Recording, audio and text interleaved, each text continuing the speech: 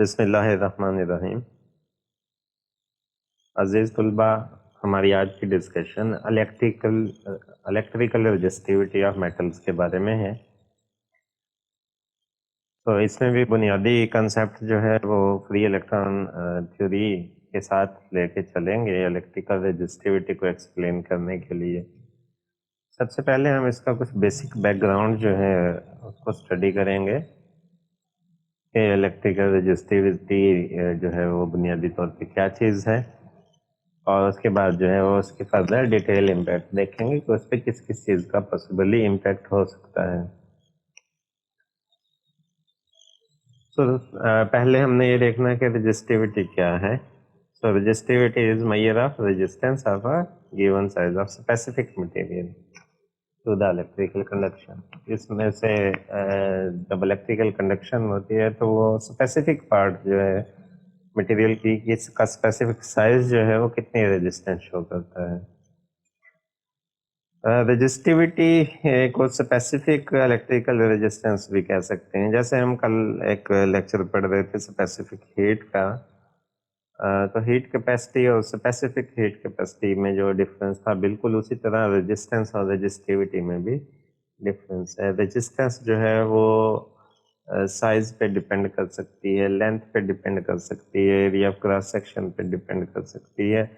जो given size या given volume का जो मटेरियल होगा उसकी रेजिस्टिविटी जो है वो कांस्टेंट होगी। ये बुनियादी तौर पे हमारे काम आता है जब आप एक मटेरियल को किसी दूसरे मटेरियल से कंपेयर करते हैं। तो एक गिवन जो एलिमेंट आपने लिया है या मटेरियल लिया है या सॉलिड या मेटल जो भी लिया है, तो उसकी रेजिस्टिविटी कांस्टेंट होती है, उसकी रेजिस्टेंस जो है वो वेरी कर सकती है। जैसे हीट कैपेसिटी वेरी कर सकती है वो, क्योंकि वो मास पे डिपेंड करती है, और उसकी जो स्पेसिफिक हीट है वो कांस्टेंट होती है क्योंकि वो स्पेसिफिक मास की बात करते हैं। वहाँ पे हम बिल्कुल इसी तरह स्पेसिफिक साइज की जब बात करेंगे तो हम रेजिस्टिविटी की बात करेंगे, जो कि उस मटेरियल के लिए आपको कांस्टेंट मिलेगी, राइट।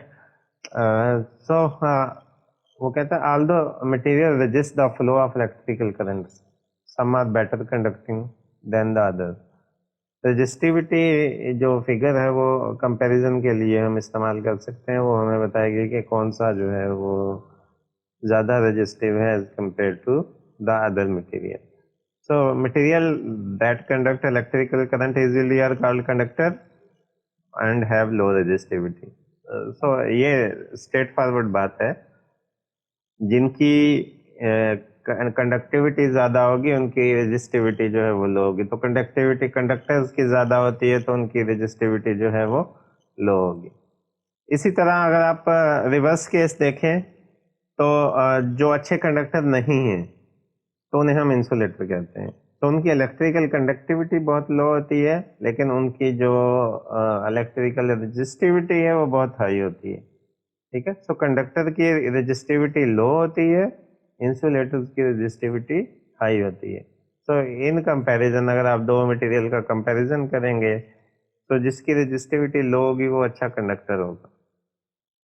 तो ये थोड़ा सा बैकग्राउंड था इलेक्ट्रिकल रेजिस्टिविटी के बारे में। सो अब देखना है कि रेजिस्टिविटी के अंदर किस किस चीज़ का जो है वो रोल है। जिस तरह कल हम स्पेसिफिक हीट पढ़ रहे थे तो उसमें हमने दो चीज़ें जो है वो डिस्कस की थी जिनका जो है वो लो और हाई टेम्परेचर पे इम्पैक्ट हो सकता था रेजिस्टिविटी के ऊपर। सो एट 300 केल्विन यानी कि रूम टेम्परेचर पे electrical resistivity is mostly dominated by collision of free electrons with phonons of vibrating atom. तो वाइब्रेशन की वजह से जो कुलियन हो रहे हैं इलेक्ट्रॉन के वाइब्रेटिंग एटम्स के साथ या फोनॉन्स के साथ, तो रूम टेम्परेचर पे तो डोमिनेटिंग पार्ट यही होता है। अब एट लो टेम्परेचर क्या सिचुएशन है? कितना low temperature? As low as temperature of liquid helium near absolute zero, around 4.2 kelvin के करीब जो है उसकी वैल्यू बनती है। Resistivity is due to collision of electron with the impurity atoms and other imperfection in the crystal. Crystal के अंदर अगर कोई भी imperfection पाई जाती है या कोई impurity पाई जाती है तो इलेक्ट्रॉन उनके साथ भी कोलाइड करता है। वो इम्परफेक्शन जो है वो वैकेंसीज हो सकती हैं, वो डिसलोकेशंस हो सकती हैं, वो कोई ग्रेन बाउंड्री हो सकती है, कोई रीजन खास किस्म का रीजन हो सकता है बाउंड्री का, ठीक है। तो उसे हम इम्परफेक्शन कहते हैं that are present in the real crystal. तो आइडियली तो आप परफेक्ट क्रिस्टल की बात कर सकते हैं, बट जो प्रैक्टिकली क्रिस्टल्स अवेलेबल होते हैं तो उसमें आपको डिफेक्ट्स या इम्प्योरिटीज कुछ ना कुछ जो है वो मिलती हैं। इस फैक्ट को अगर जहन में रखें तो मेटल की जो रेजिस्टिविटी होगी उसके दो पार्ट्स होंगे। तो दोनों पार्ट्स की अलग-अलग से जो रेजिस्टिविटी होगी उसका सम आपकी टोटल रेजिस्टिविटी बनेगी किसी भी मेटल की। तो आप लिख सकते हैं rho is equal to rho L due to lattice vibration, resistivity due to lattice vibration plus rho I. Rho I is due to imperfections, resistivity due to imperfections, ठीक है। सो पहले लेटेस्ट वाइब्रेशन के केस में और रो I is due to imperfection। इसको हम residual resistivity भी कहते हैं। रेजिडुअल इसलिए कहते हैं कि अगर आपकी लेटेस्ट वाइब्रेशन ना भी हो तो जो imperfection पाई जाती है वो तो हर वक्त मौजूद रहती है। तो ये रेजिस्टिविटी जो है ये हर टाइम मौजूद रहेगी और ये फिक्स रहेगी, ठीक है। तो अगर वाइब्रेशन की वजह से रेजिस्टिविटी ज़ीरो भी हो तो भी आपको ये रेजिस्टिविटी जो है वो मिलेगी। Okay, so for small impurity contents, rho L is often independent of number of defects। रो जो वाइब्रेशनल केस है ना, वाइब्रेशनल रेजिस्टिविटी वो नंबर ऑफ डिफेक्ट्स पे आमतौर पे डिपेंड नहीं करती अगर माइनर इम्प्योरिटीज हो तो। हाँ, अगर क्रिस्टल के अंदर 50-60% इम्प्योरिटी हो तो फिर तो आप ये बात नहीं कह सकते, लेकिन अगर माइनर इम्प्योरिटीज हो तो फिर जो resistivity due to lattice vibration है that is independent of number of defects, N I पे डिपेंड नहीं करती, टेम्परेचर पे डिपेंड करती है। तो जैसे जैसे टेम्परेचर बढ़ेगा तो रो एल जो है उसकी वैल्यू जो है वो बढ़ेगी, क्योंकि एटम ज़्यादा बढ़ते हुए एम्पलीट्यूड के साथ वाइब्रेट करेंगे तो इलेक्ट्रॉन के लिए जो टारगेट एरिया फॉर कुलियन है वो ज़्यादा होगा। तो जो resistivity due to lattice vibration है वो टेम्परेचर डिपेंडेंट है, वो टेम्परेचर के साथ चेंज हो सकती है, वो नंबर ऑफ डिफेक्ट्स पे डिपेंड नहीं करती। जबकि जो रेजिडुअल आपके पास रेजिस्टिविटी है रो आई जो है आपके पास, जो कि इम्परफेक्शन की वजह से है, ठीक है, ये नंबर ऑफ डिफेक्ट्स पे डिपेंड करती है।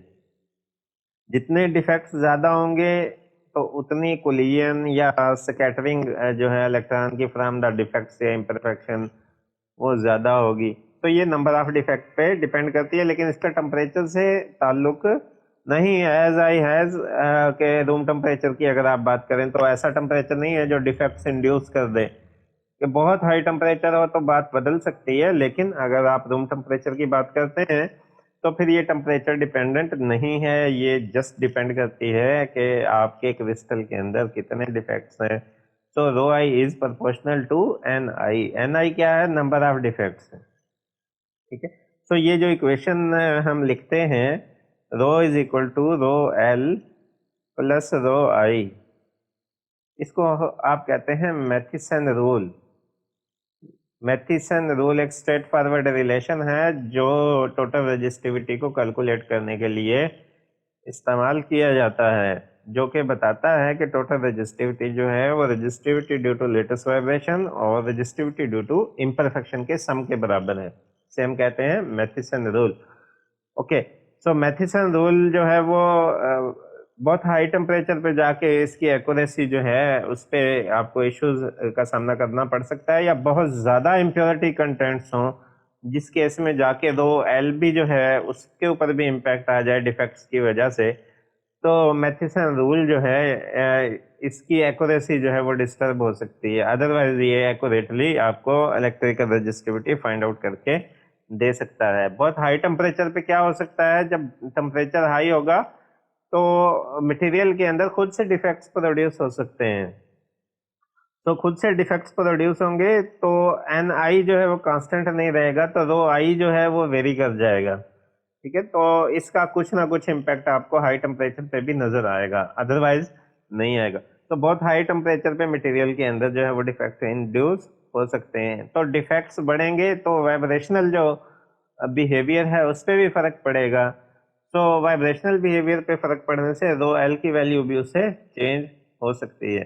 ठीक है, तो बहुत हाई टेम्परेचर पे या बहुत हाई इम्प्योरिटी कंटेंट हो तो मैथेसन रूल के अंदर आपको जो है वो प्रॉब्लम मिल सकती है, वो एक्यूरेट नहीं रहेगा। अदरवाइज ये एक्यूरेटली रेजिस्टिविटी को मेजर कर सकता है eight low temperature like at room temperature. ये एक ग्राफिकल रिप्रेजेंटेशन है दोनों रेजिस्टिविटीज की, जिनको हमने जो है अभी डिस्कस किया है। टेम्परेचर और रेजिस्टिविटी का ये प्लॉट है। तो इस ग्राफ में सबसे पहले जो चीज़ आपको मैं दिखाता हूँ वो ये हॉरिजॉन्टल लाइन है।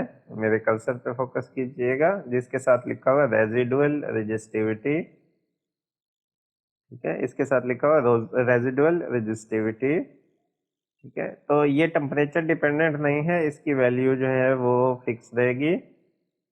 और ये जो रेजिडुअल आपके पास रेजिस्टिविटी है, रो नॉट से भी इसको रिप्रेजेंट करते हैं। This is due to scattering by impurities. Scattering of what? Scattering of electron by the impurity atoms, right. So residual temperature के साथ जो रेजिस्टिविटी है उसमें कोई फर्क नहीं है, इसलिए ये आपने उसको हॉरिजॉन्टल लाइन जो है वो उससे ड्रा किया है। अब दूसरा केस था आपका जो लेटेस्ट वाइब्रेशन की वजह से आपके पास रेजिस्टिविटी है।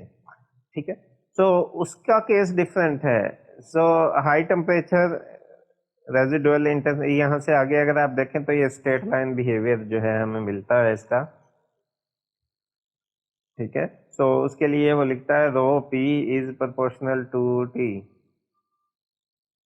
ठीक है, rho P is proportional to T. ठीक है, due to phonon, P is for phonon, या रो एल भी लिख सकते हैं जैसे कि फार्मूला में इनिशियली हमने लिखा था।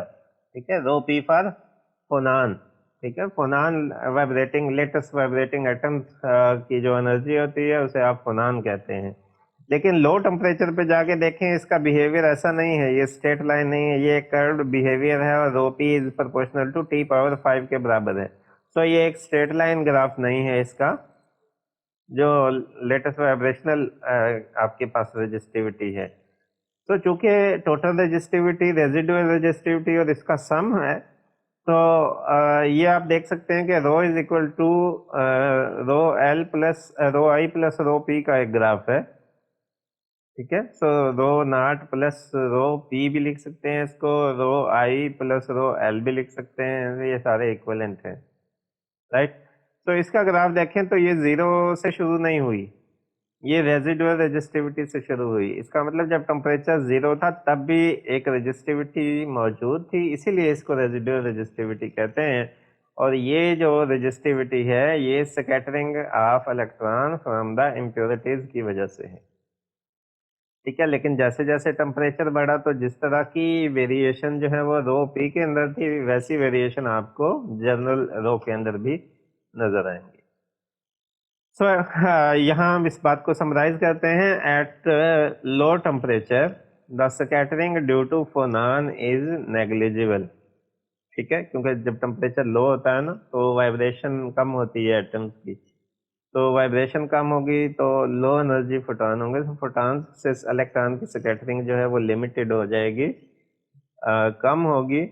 देयरफॉर जब टेम्परेचर जो है वो जीरो को अप्रोच करेगा तो मीन फ्री टाइम जो है वो इन्फिनिटी को अप्रोच करेगा। मीन फ्री टाइम उस टाइम को कहते हैं जो दो सक्सेसिव कुलियन के दरमियान का टाइम होता है, उसे हम कहते हैं मीन फ्री टाइम। तो इलेक्ट्रॉन के सक्सेसिव कुलियन का टाइम जो है वो रिड्यूस हो जाएगा, क्योंकि वाइब्रेशन बहुत लिमिटेड है। तो ये इंश्योर करेगा कि कुलियन नहीं होगी फोनान के साथ इलेक्ट्रॉन की। तो अगर कुलियन नहीं होगी तो आपकी रेजिस्टिविटी में जो डोमिनेटिंग पार्ट है वो क्या होगा? रो आई के बराबर होगा। रेजिडुअल जो आपकी रेजिस्टिविटी है वही होगी आपकी, जिसकी मेन कंट्रीब्यूशन है यहाँ पे, rho is equal to rho I. This is in agreement with the experiment. ये बिल्कुल एक्सपेरिमेंट के साथ एग्री करता है, ऐसे ही होता है। Low temperature as low as liquid helium temperature जो रेजिस्टिविटी है वो सिर्फ इम्प्योरिटीज के साथ इलेक्ट्रॉन के इंटरेक्शन की वजह से पाई जाती है। अदरवाइज जो है उसमें कोई और चीज जो है वो नहीं होती, रेजिडुअल रेजिस्टिविटी के बराबर ही होती है। ठीक है, तो यहाँ पे हम बताते हैं कि result of sodium shows that rho I at temperature 0 can have different values due to difference in impurity concentration। हाँ, impurity concentration पे डिपेंड करता है, क्योंकि नंबर ऑफ impurity पे डिपेंड करता है। तो रो आई की वैल्यू 0 केल्विन के ऊपर जो है वो नंबर ऑफ impurity के साथ तो बदल सकती है, अदरवाइज नहीं बदल सकती। ठीक है, लेकिन जो आपका रो एल है, अगर आप लो कंसंट्रेशन रखते हैं तो ये स्पेसिमेन पे डिपेंड नहीं करता। स्पेसिमेन पे डिपेंड करने से मुराद ये है कि स्पेसिमेन में कितनी की इम्प्योरिटीज हैं या नहीं है, जब मतलब 10 है या 15 है या 12 है, फॉर एग्जांपल के तौर पे मैं आपको कह रहा हूँ। तो एट एनी गिवन टेम्परेचर अगर आप रिलेशनशिप लिखते हैं रो का, तो ये चूंकि दोनों का सम था, तो रो आई एट टेम्परेचर 0 चूंकि फिक्स है, इसको आपने इस साइड पे शिफ्ट कर दिया। तो रो L at any given temperature can be found by taking the difference of total resistivity minus residual resistivity. Total resistivity minus residual resistivity. So as temperature increase, the scattering by phonon increase। ठीक है, तो electron की scattering ज्यादा होगी, vibration ज्यादा होगी, vibrational amplitude बढ़ेगा, scattering ज्यादा है। ठीक है, तो जैसे जैसे टेम्परेचर बढ़ता जाएगा वाइब्रेशंस बढ़ती जाएंगी। सो रो एल जो है ये लीनियरली इंक्रीज करेगा विद टेम्परेचर। ये बात भी बिल्कुल एक्सपेरिमेंट से एग्री करती है। अब इससे कुछ एडिशनल इंफॉर्मेशन भी एक्सट्रैक्ट की जा सकती है। तो क्योंकि टेम्परेचर का हमें पता है कहाँ क्या चीज डोमिनेट करती है। सो रेजिस्टिविटी एट 300 केल्विन और resistivity eight liquid helium temperature. 300 kelvin पे वाइब्रेशनल रेजिस्टिविटी डोमिनेट करती है, और लिक्विड हीलियम टेम्परेचर पे जो रो आई रेजिडुअल रेजिस्टिविटी है वो डोमिनेट करती है। तो अब चूंकि उसने नंबर ऑफ इम्प्योरिटी पे डिपेंड करना है रो आई ने, तो उसके अंदर तब्दीली अगर आ सकती है तो सिर्फ एन आई के चेंज होने की वजह से आ सकती है। तो एन आई का अंदाजा लगाया जा सकता है, ओवरऑल इम्प्योरिटी और परफेक्शन का अंदाजा लगाया जा सकता है किसी भी मेटल का, अगर आप इन दो रेजिस्टिविटीज की रेशो ले लें, यानी rho at 300 kelvin to rho at 4.2 kelvin. इसमें वाइब्रेशन का एस्पेक्ट जो है वो अलग हो जाएगा, क्योंकि वाइब्रेशन जो अपर पार्ट है रो एट 300 केल्विन ये स्पेसिमेन डिपेंडेंट नहीं है। सिर्फ जो लोअर पार्ट है जो स्पेसिफिकली जहाँ पे जो है वो रो आई डोमिनेट करती है, सिर्फ वो सेंसिटिव है। तो रो आई की वैल्यू सिर्फ बदल सकती है 4.2 केल्विन पे, अगर इम्प्योरिटी की कंसंट्रेशन बदलती है। तो डिफरेंट जो आपके पास सैंपल्स हैं उनकी इम्प्योरिटी का कंपैरिजन किया जा सकता है using this ratio, rho at 300 Kelvin to rho at 4.2 Kelvin at liquid helium temperature। रो जो है वो रो आई के बराबर होता है, और यहाँ पे जो है आप overall rho L at 300 kelvin plus rho I divided by rho I, ये बेटर जो है आपके पास जो है वो सेटअप बनता है इस इक्वेशन को राइट करने का। तो ओवरऑल इम्प्योरिटी और परफेक्शन जज की जा सकती है ये डिफरेंट सैंपल्स जो आपके पास मौजूद हो सिमिलर मटेरियल के। तो इससे जो डिफरेंट रिजल्ट फाइंड आउट किए गए हैं, so for chemically pure and perfect metal the resistivity ratio may be as high as 10 power 6। तो केमिकली प्योर या परफेक्ट मेटल जो हम लेते हैं तो उसकी ये रेजिस्टिविटी की रेशो सफिशिएंट हाई है। इसका मतलब नेचुरली जो आप प्रिपेयर करते हैं केमिकली उसमें डिफेक्ट्स के पाए जाने के चांसेस काफ़ी ज़्यादा हैं। जो कमर्शियली प्योर मटेरियल है उसमें मेक श्योर किया जाता है कि क्रिस्टल स्ट्रक्चर के अंदर कोई इम्प्योरिटी, जो आपने क्रिस्टल प्रिपेयर किया इम्प्योरिटी ऐड ना हो, ये रेशो कम होके जो है वो 10 पावर 2 के बराबर हो जाती है। तो इसका मतलब इस केस में जब ये 10 पावर 2 है रेशो, तो जो कंसंट्रेशन है डिफेक्ट्स की वो सफिशिएंटली रिड्यूस हो गई है। और बाज़ अलाइज़ हैं वो बहुत ज़्यादा परफेक्टली और प्योर फॉर्म में जो है वो प्रिपेयर किए जा सकते हैं, उनके लिए जो है वो इसकी वैल्यू 1 भी हो सकती है रेशो की। तो उससे पता चलेगा कि डिफेक्ट्स जो हैं वो उसमें एग्ज़िस्ट नहीं करते हैं, ना होने के बराबर हैं। तो डिफेक्ट्स नहीं होंगे तो रेज़िड्यूअल रेज़िस्टिविटी ना होने के बराबर होगी, सो वो फ़ॉर्मूले से एलिमिनेट कर जाएगी। एक और चीज़ है मैथिसन रूल के बारे में कि Matthiessen rule is not always valid. जैसे कि हमने पहले भी बात की थी कि 2 चीज़ें हैं जिनका गहरा ताल्लुक है मैथिसन रूल की सक्सेस के साथ। एक है इम्प्योरिटी कंसंट्रेशन कितनी है और दूसरा टेम्परेचर जो है वो कितना है, ठीक है? Rho L can be find for some metal, however, better relationship is provided by empirical relation. Rho L find out की जा सकती है मैथिसन रूल से, जैसे हमने पीछे overall resistivity minus residual resistivity किया था, लेकिन इसके लिए इससे वो तमाम केसेस में जो है वो ट्रू नहीं है। सम मेटल के लिए एक्यूरेटली हो सकती है, बाकी में उसमें एरर के चांसेस होते हैं। तो उसके लिए एक और एम्पिरिकल फार्मूला इस्तेमाल किया जाता है, rho L is proportional to T over M theta R square and F of this function T over theta R. Theta R यहाँ पे एक जो है वो अननोन चीज है।